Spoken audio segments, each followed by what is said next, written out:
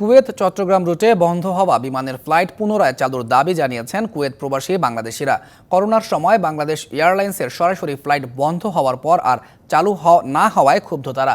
সপ্তাহে অন্তত একটি ফ্লাইট চালুর দাবি প্রবাসীদের। মধ্যপ্রাচ্যের দেশ কুয়েতে বর্তমানে বিভিন্ন পেশায় প্রায় ৩ লাখ প্রবাসী বাংলাদেশি নিয়োজিত আছেন। তাদের মধ্যে বিপুল সংখ্যক প্রবাসী চট্টগ্রাম বিভাগ থেকে দেশটিতে গেছেন।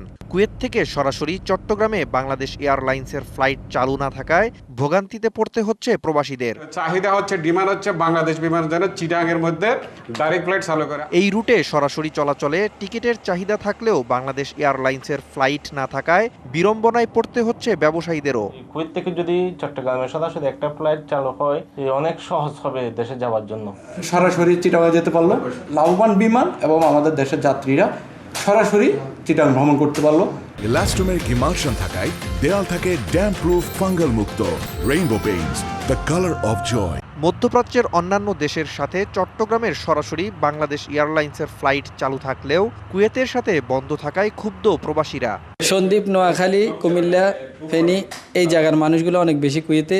নোয়াখালীবাসীর, চট্টগ্রামবাসীর ভোগান্তির শেষ নেই। ঢাকা এয়ারপোর্ট নামলে আমরা চাইতেছি যে আমাদের কুয়েত থেকে এই সরাসরি ফ্লাইটটা চালু হোক চট্টগ্রামে। দ্রুত কুয়েত থেকে চট্টগ্রাম রুটে বাংলাদেশ এয়ারলাইন্সের ফ্লাইট চালুর বিষয়ে উদ্যোগ গ্রহণের আহ্বান জানিয়েছেন দেশটিতে বসবাসরত নোয়াখালী ও ফেনী সহ আশপাশের জেলাগুলোর কুয়েত প্রবাসীরা। যাত্রী চাহিদা বিবেচনায় এই রুটে সপ্তাহে অন্তত একটি ফ্লাইট চালুর দাবি তাদের। DVC news desk.